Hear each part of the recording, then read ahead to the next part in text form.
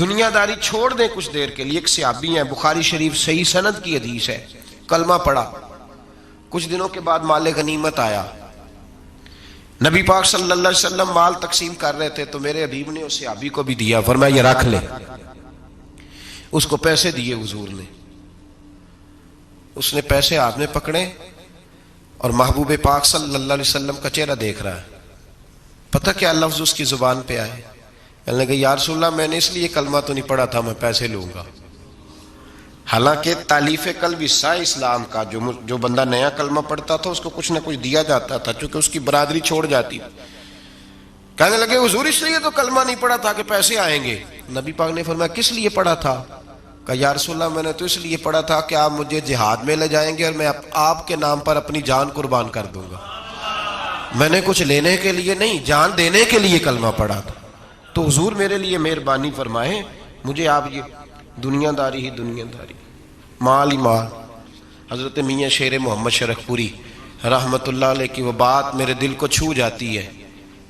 ایک آپ سے شخص آ کے کہنے لگا حضور میں پہلے غریب تھا فلاں جگہ میں نے. ہاں یہ بات بالکل درست ہے کہ شیخ جو کامل ہوتا ہے وہ دعا کرتا ہے اللہ کی بارگاہ میں، یا اللہ یہ میرے پاس آیا تو اسے کوئی کمی بھی نہ رہے، کوئی بھی نہ رہے. یہ تو اس کی اپنی درویشی ہے نا کہ وہ یہ بات کہے، تو اپنا رنگ ہے اس کا.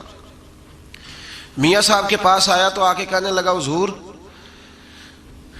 میں فلانے آدمی کا مرید ہوا ہوں، ایک کارخانہ تھا اب 4 ہو گئے. تو آپ فرمانے لگے تیرا تو بیڑا گرک ہو گیا، چاہیے تھا تیرا ایک بھی چھڑاتے، تجھے اللہ اللہ پہ لگاتے، تجھے اور بھسا دیا دنیا میں. یہ کون سی تُو نے درویشی اختیار کی، اور کارخانے بڑھ گئے تیرے. حضرت عیسیٰ علیہ السلام کے پاس ایک شخص آیا تو اس نے آ کے کہا میں نے آپ کے ساتھ رہنا ہے حضور، میں نے آپ کے ساتھ رہنا ہے. آپ فرمانے لگے دنیا دار بن کے رہو گے کہ دیندار؟ کہنے لگا جی میں دیندار بن کے رہوں گا. فرمانے لگے دنیا کی طلب نہ کرنا ورنہ میری صحبت میں نہیں رہ سکو. حضرت عیسیٰ علیہ السلام نے شادی نہیں کی، مکان ہی نہیں بنایا، ایک تکیہ، ایک پیالہ، ایک کمبل، جہاں رات ہوتی وہیں سو جاتے. ایک دن ایک شخص کو دیکھا کہ وہ ڈھلان بنی ہوئی تھی، پتھر کی پہاڑ تھوڑی سی ڈھلان بنی ہوئی تھی تو نیچے لیٹا ہوا ہے. آپ نے کمبل بھی صدقہ کر دیا. کہنے لگے آج کے بعد جہاں ڈھلان بنے گی وہاں سو جائیں گے، کمبل کی ضرورت ہی کوئی نہیں. کچھ دنوں کے بعد ایک شخص کو دیکھا کہ وہ اپنے ہاتھ کا تکیہ بنا کے سویا ہوا ہے، تکیہ بھی خیرات کر دیا. کہنے لگے اس کے بغیر بھی گزارا ہو سکتا ہے. کچھ دنوں کے بعد دیکھا کہ ایک آدمی چلو میں پانی پی رہا ہے، پیالہ بھی اللہ کے راستے میں دے دیا. کہنے لگے چل جائے گا کام اس کے بغیر. پر میں دنیا دار بن کے نہ آنا. کہنے لگا نہیں صاحب میں دیندار بن کے آؤں گا. جناب عیسیٰ علیہ السلام نے رکھ لیا. آپ پہلے دن ہی کہنے لگے چل آ جا روٹی کھا لیں. 3 روٹیاں منگائیں، اس کو ساتھ بٹھایا. فرمانے لگے میں تو ایک کھاؤں گا، تو کتنی کھائے گا؟ کہنے لگا جی میں بھی ایک ہی کھاؤں گا. ایک روٹی اس نے کھا لی، ایک آپ نے کھا لی. تیسری روٹی چھوڑ کے جناب عیسیٰ علیہ السلام دریا کنارے وضو کرنے چلے گئے. واپس آئے تو روٹی کوئی نہیں تھی. اللہ کے نبی تھے، جان گئے. رب کریم کا بندہ بھی جان جاتا ہے. اقبال کہتے ہیں اولیاء کیا ہیں جواسی سلول قلوب، کہتے ہیں رب کے ولی کو ٹٹولا نہ کر، وہ تو دلوں کے حال بھی جانتا ہے. انہیں ٹٹولا نہ کر، غبار آلود سمجھ کر حکارت سے نہ دیکھ ان کو، انہی کی ٹھوکروں سے سلطنت بنتی بگڑتی ہے.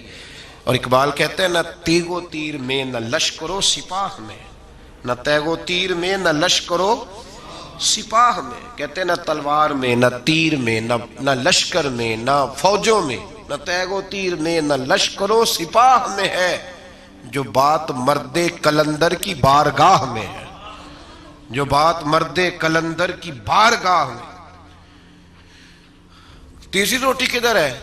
کہنے لگا حضور مجھے نہیں پتا.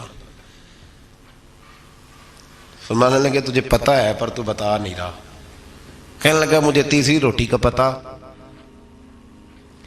حضرت عیسیٰ علیہ السلام ایک ہرنی جا رہی تھی، اس کے ساتھ 2 بچے تھے. آپ نے ایک بچہ پکڑا، اس کو ذبح کیا، لکڑی جلائی، اس کو بھونا، اس کو بھی کھلایا، خود بھی کھایا، ہڈیاں جمع کر دیں.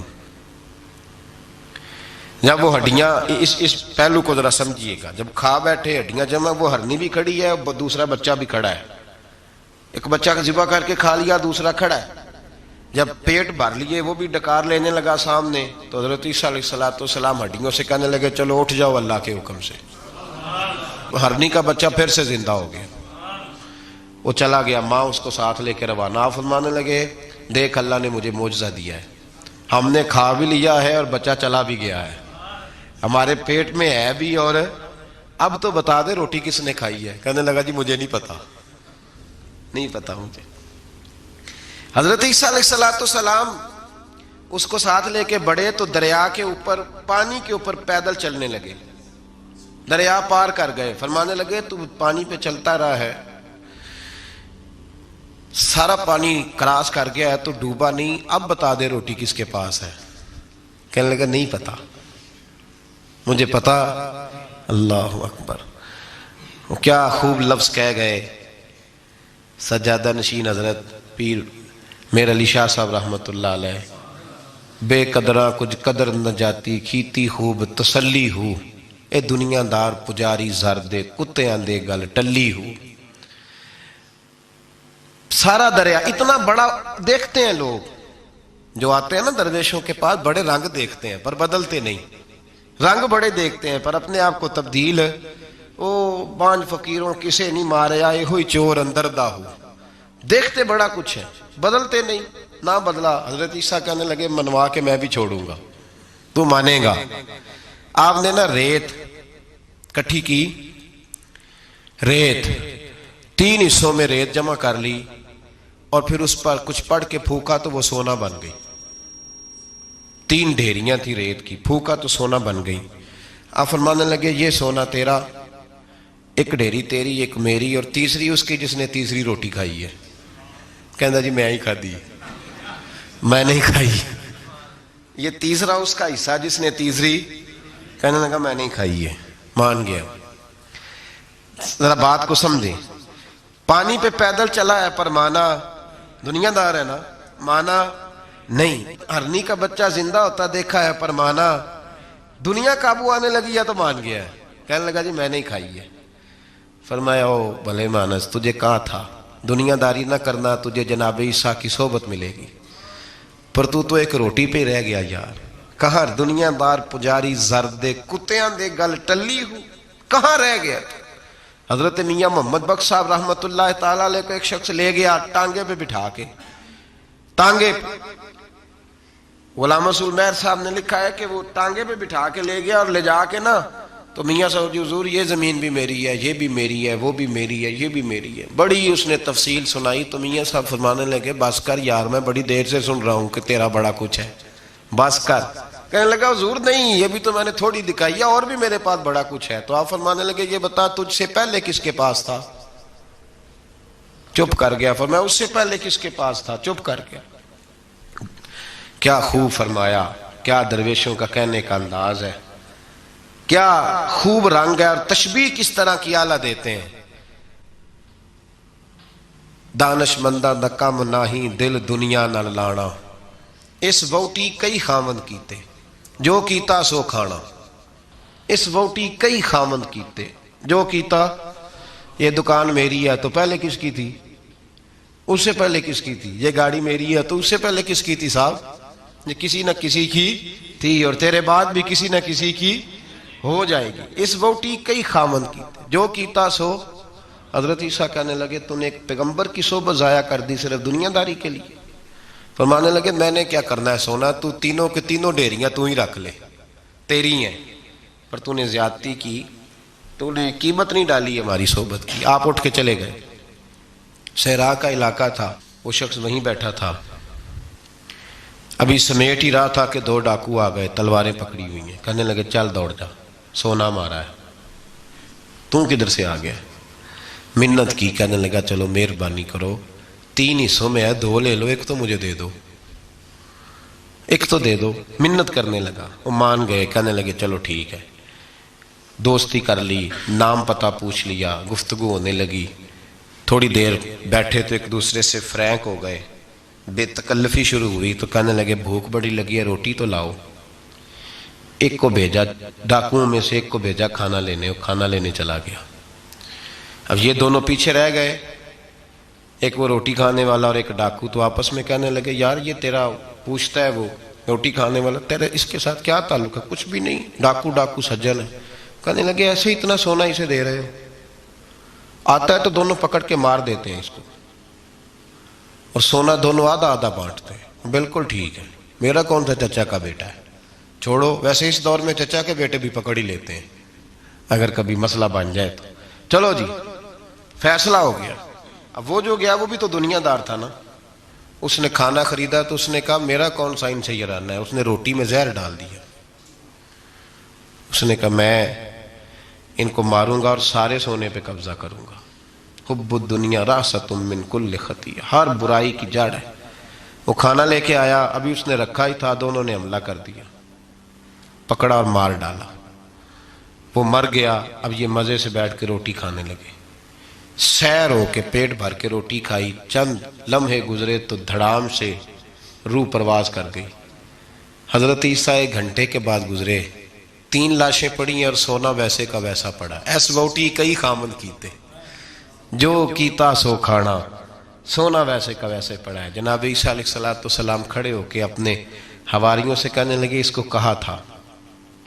کہا تھا تو صحبت حاصل کر، دنیا داری سے بچ، لیکن اس نے دنیا داری کو فوقیت دی، ایک پیغمبر کی صحبت کو فوقیت۔ آج نقصان یہ ہوا ہے کہ خود مرا ہے اور 2 لاشیں اور بھی اس نے ساتھ کٹھی کر لی۔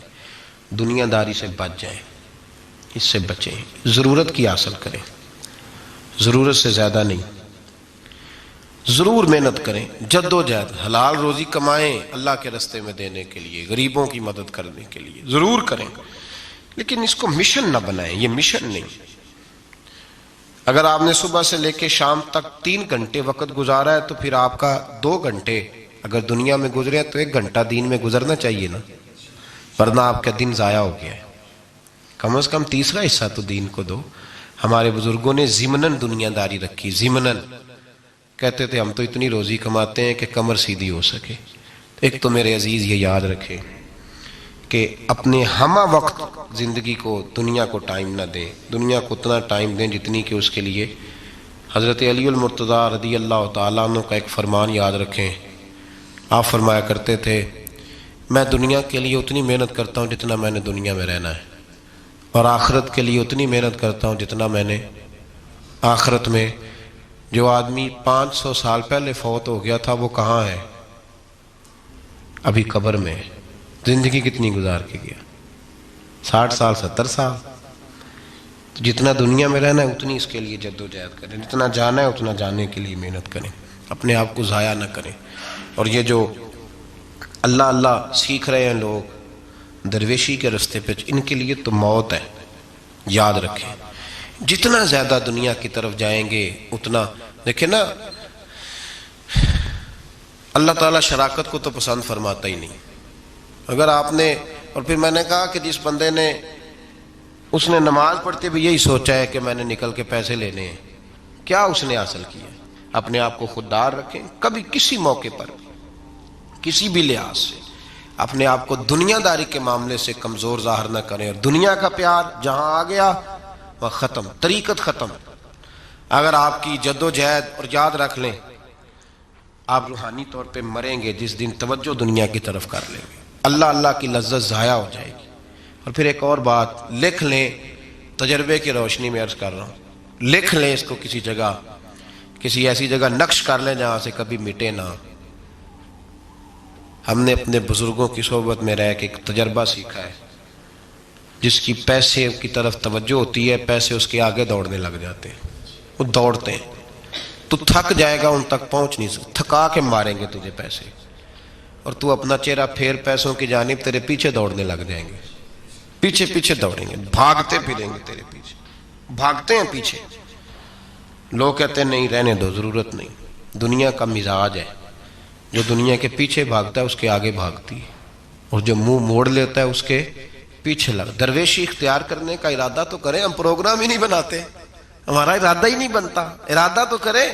اور بھائی جس دن ارادہ ہو جاتا ہے اسی دن اللہ نوازنا شروع کر دیتا ہے، جس دن ارادہ ہوتا ہے اسی دن اللہ کہتا ہے چل کھول گیا، وَيَرْزُقُهُ مِنْ حَيْثُ لَا يَحْتَسِبُ، اب تجھے وہاں سے دینا ہے جہاں سے تیرا کبھی گمان بھی نہیں گیا ہوگا۔ اس لیے میرے بھائی توجہ اللہ کی طرف. خبردار یہ دنیا داری جتنی اس کی ضرورت ہے اس کو اتنا کرو. میرے نبی پاک نے زہد اختیار فرمایا ہے. زہد دنیا داری پیسے بڑے اچھے ہوتے تو سب سے زیادہ میرے مصطفیٰ کی تجوری میں ہوتے, سب سے زیادہ. اگر آپ توجہ دنیا داری کی طرف کریں گے تو حالات خراب ہو جائیں گے. توجہ رب رسول کی طرف رکھیں, بڑی جلدی بہتری. محمود غزنوی نے نا ہیرے بکھیر دیے, خزانوں کے منہ کھول دیے. کہنے لگا جو جس پہ ہاتھ رکھے گا شے اسی کی ہو جائے گی. کھول گئے دروازے, جو لوگ دوڑے, پتہ تھا بادشاہ کے پاس کیا ہے. یوں سمجھ لیں کسی نے پجاروں پہ ہاتھ رکھ دیا, کسی نے جا کے تو وہ جو ہاں بندھے ہوئے تھے بڑے بڑے جانور استبل میں, اس نے کہا حویلی گھوڑوں سمیت میری. کسی نے کسی شے پہ, کسی پہ کسی شے پہ. دوڑنے لگے, جس پہ جو ہاتھ رکھے اسی کی. ایاز بڑا سیانہ تھا, پیچھے سے اٹھا دھیما آ کے تو محمود غزنوی کے کندھے پہ ہاتھ رکھ دیا. اس نے کہا تجھے کوئی شے نہیں چاہیے؟ کہا بادشاہ تو وعدے پہ قائم رہ, تو نے کہا تھا جو جس پہ ہاتھ رکھے گا اسی کا ہو جائے گا. تو مجھے جو شے چاہیے تھی میں نے ہاتھ رکھ دیا ہے, اب تو بتا وعدے پہ قائم ہے کہ نہیں. تو محمود نے اٹھ کے سینے سے لگایا, ماتھا چوما, کہا یاز بات ختم ہو گئی. دنیا داروں کی, مال داروں کا, ہر شے جس نے جو مانگی اس کی. پر ایاز محمود تیرا ہی رہے گا, محمود تیرا ہی رہے گا, محمود تیرا ہی رہے گا. نہ وہ غزنوی میں تڑپ رہی, نہ وہ خم ہے زلف ایاز میں, نہ وہ حسن میں رہی شوخیاں, نہ وہ عشق میں رہی گرمیاں. کہا یہ تیرا ہی رہے گا. او بھائی ایاز ہمیشہ فائدے میں رہا, ہمیشہ. اس کے لب ہلتے تھے تو محمود ہر شے نچھاور کر دیتا تھا. کیوں ایک پجاروں کے پیچھے بھاگتے ہو؟